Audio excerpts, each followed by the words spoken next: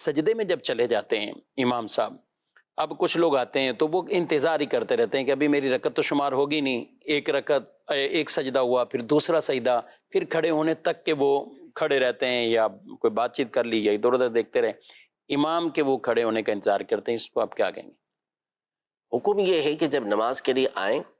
تو اطمینان کے ساتھ اور سکینے کے ساتھ پرسکون انداز میں نماز کے لیے آئیں،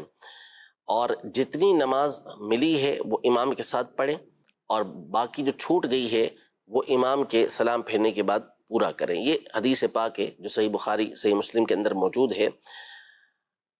حکم یہ ہے کہ جس حالت میں امام کو پایا ہے آپ اس کے اندر ہی امام کے ساتھ شامل ہو جائیں۔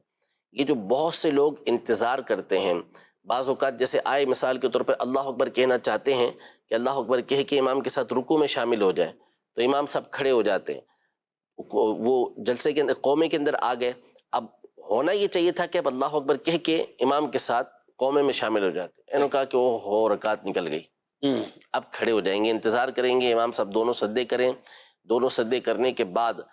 اگر تو امام التحیات میں بیٹھتے ہیں تو بعض لوگ التحیات کا بھی انتظار کرتے ہیں، پھر امام کھڑے ہوتے ہیں، پھر اس کے بعد وہ شامل ہوں گے اس کے اندر، تو ایسا نہیں کرنا چاہیے۔ امام کو جس رکن کے اندر پائیں اس کے اندر آپ شامل ہو جائیں، اس کی برکات بھی آپ کو نصیب ہوگی، اور یہ اپنے آپ کو محروم نہیں کرنا چاہیے کہ جتنی زیادہ آپ نماز پائیں گے اتنا ہی زیادہ اللہ تبارک و تعالیٰ کا قرب ملے گا، ثواب آپ کو ملے گا۔ یہ جو انتظار کر رہے ہوتے ہیں امام کے سجدے سے اٹھنے کا، یہ مناسب طریقہ کار نہیں، بلکہ جب آپ نے امام صاحب کو سجدے کے اندر پایا تو امام صاحب کے ساتھ ہی شامل ہو جائیں اور پوری نماز ان کے ساتھ ادا کریں، پھر جو رکعتیں آپ کی چھوٹ گئی ہیں وہ امام کے سلام پھیرنے کے بعد اسے ادا فرمائیں۔